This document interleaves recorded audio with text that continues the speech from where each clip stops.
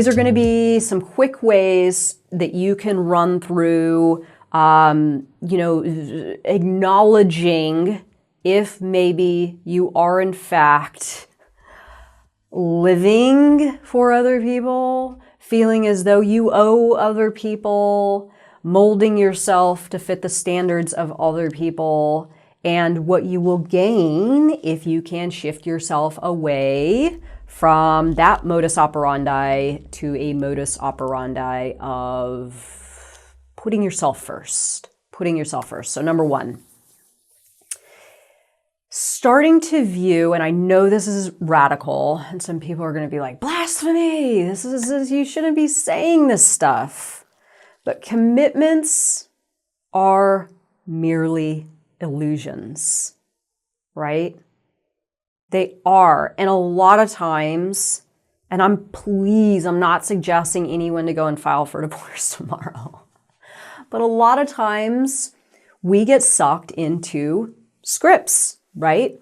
And there are the very conventional scripts that are running through our cultures, right? Some cultures have different variations of similar scripts that other cultures have, right? This whole like doing things in a certain progression with life and getting married and then honoring your commitment with marriage, or you got engaged, so you have to see the engagement through. You can't let the other person down. You've been in a long-term relationship for a long time, whatever, and you feel like you got to work it out. I got to work it out. We got to work it out.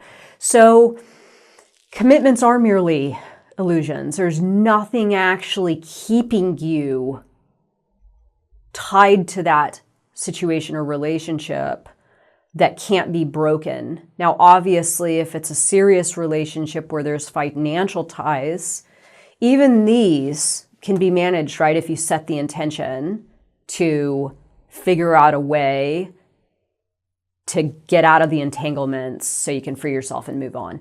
And the reason that I'm talking about this one is because I get so many messages from people that are in toxic situations, like people that have weird custody things and they don't like the person that's around, the other parent, and they want to figure out a way to separate, or people that have been married for a long time and there's massive entanglements and, they're fearful to make a move and do something against the situation because there's going to be financial loss or risk or children that are going to be hurt or all kinds of craziness, right? But let's face it, and I don't tell people this privately any longer, and it was even really challenging to do it when I was doing one-on-one, but like when you're unhappy in a commitment, nobody's winning, right? Your partner senses you're unhappy. Whoever else is in the equation knows that you're unhappy. Your unhappiness is probably materializing as some form of some dysfunction, some addiction, some whatever. So stepping back and being like, hey, the commitment is an illusion, and what's more valuable to me? Maintaining the illusion if it's not working out for me, or figuring out a way, and this being my intention, to untie the entanglements and get myself on down the road so I can do what it is that I want to do with my life and start living again. And I know a lot of this is easier said than done. I know a lot of people's situations are incredibly complex. But if you set the intention to get yourself out of a toxic situation, relationship with a family member, loved one, partner, whatever, then this is what your life could be about. And you could actually do this, right? So again, number one reason most people aren't living the lives that they want to live, besides their own limiting beliefs, are the conditions, restrictions, and all the stuff that come from other people in your immediate environment, right? Number two, do you want to evolve the ability to put yourself first and turn down the dial of other people's wishes and intentions for you? This has been a huge one for me really challenging to learn because my programming was the exact opposite. And I even have these moments where like somebody will reach out to me and ask me if I can do something. And I'm like, shoot, I had my whole day planned, but I guess I kind of have to go and show up and do this thing. And then I'm like, wait a second. No, you don't. No, you don't. You do it if you want to do it and if it feels good. And if it doesn't feel good, you tell the person you're busy and they go and they find someone else. And this is the interesting thing about putting yourself first. Once you've done it a couple of times with a specific relationship, they kind of know not to come to you anymore. You know what I'm saying? When I first moved back home, my sister kind of took advantage a little bit of the fact that I worked from home. She'd be like, hey, can you watch the kids? Hey, can I drop the kids off? Hey, the kids want to come by. Hey, can you pick the kids up from school? And for a while, I was like, well, I am the aunt, and I did move here to be part of a family, and I should probably do it. It's the right thing to do. And I started doing it, and then I would get asked to do it more and more and more, and then it started to stress me out. And then I noticed it was, hampering my day and my stuff that I do. And finally, I just called it, and I was like, nope, not doing it anymore. Nope, nope, nope. And I had to say no 3 or 4 times. And then you know what? She stopped asking. And now when I want to see the kids, I'm like, hey, can the kids come over to spend the night? Hey, can I come by and take the kids to dinner, right? My terms, I put myself first with my time, my schedule, and I don't let that sort of situation just kind of happen to me anymore, which is very much what I did in the past. And it's pendulums just kind of ripping you apart slowly, right? Pendulums just ripping you apart slowly. 3, are you ready to honor your calling regardless of what other people in your life think is right or wrong for you? This is a big one. And I came up against this when I wanted to do this endeavor. People were like, what the hell are you doing? This is so weird. It's so unlike you. It's risky. You're going to stop a regular income coming in to do something that's pretty uncertain. And I'm like, it's what I want to do. It's what I want to do. Now, luckily, I didn't have children. I didn't have any debt.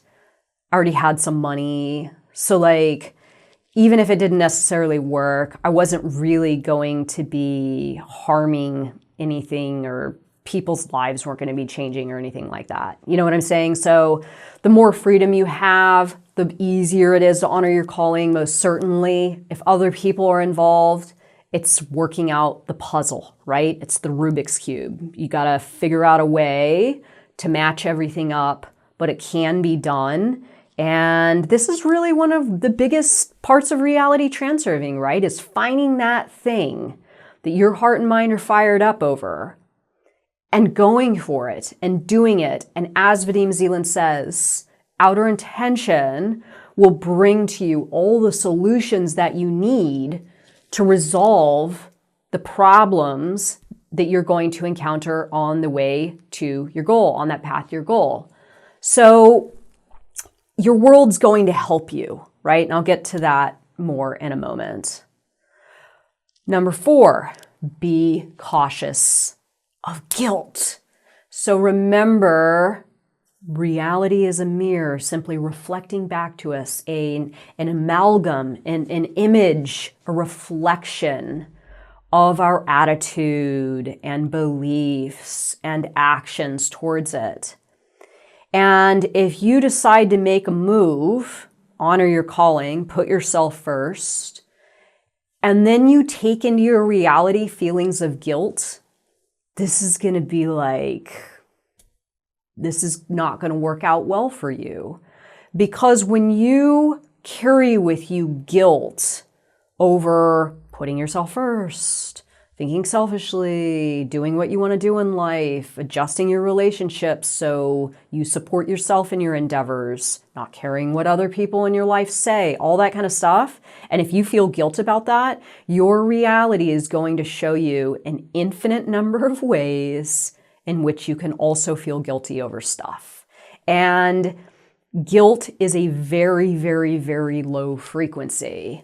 Dr. David Hawkins talks about this in the Letting Go book, right? When he talks about the different numbers assigned to various states of being we hold as human beings. And guilt is the absolute bottom. So if you're watching this video, you're like, you're right, Renee.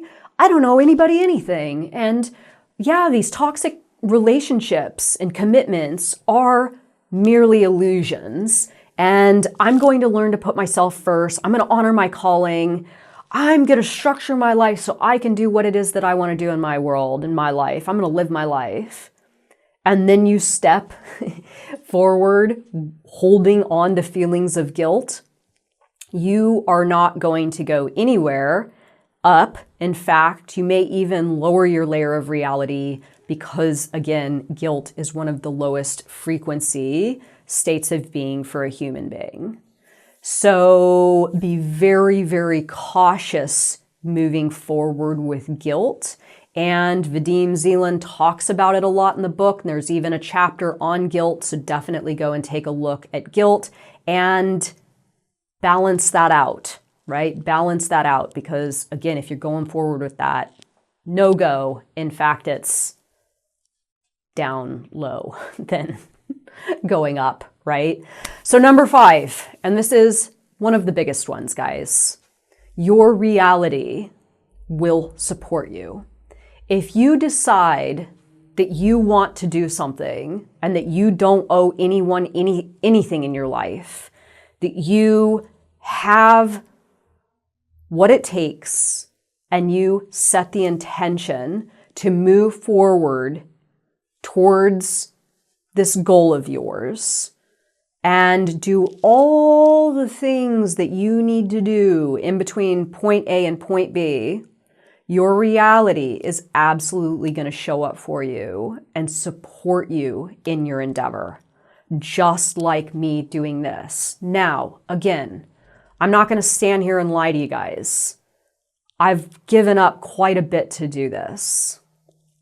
Even my family members, my parents are tremendously unhappy with me doing this. They hate it. It's ruined our relationship, really.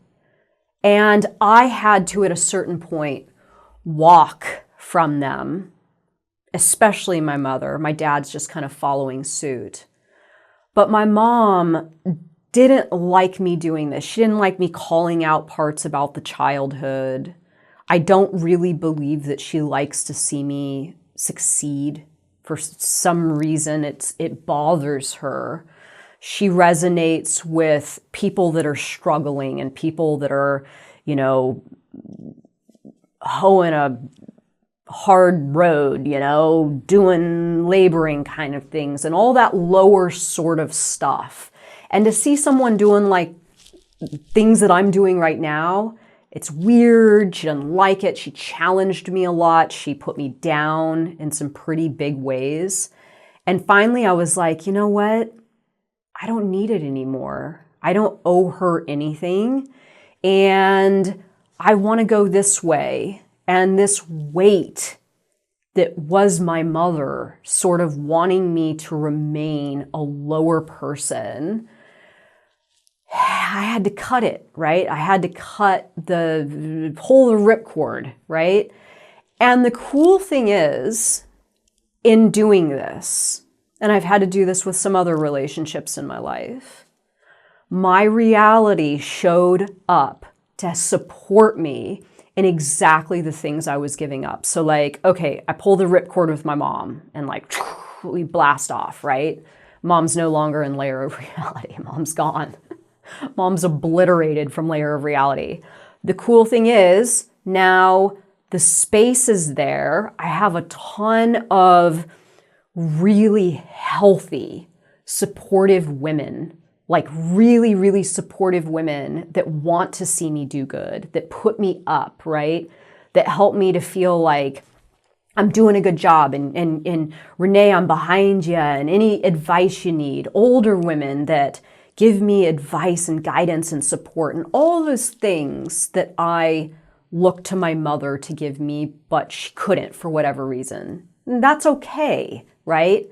But The one thing that was not okay was me continuing to allow that relationship to be, and denying myself all the positive that was to come if I could do a better job of managing my layer of reality. So essentially, it was not okay for me to just like accept that thing and deny myself all the good that was waiting for me, the positive relationships, the loving relationships, the support, all that kind of stuff.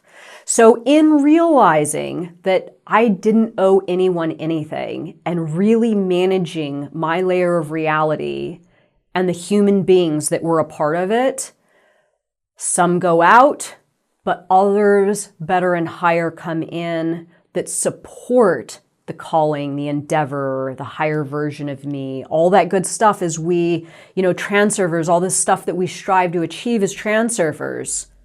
Give yourself the best shot you can, right?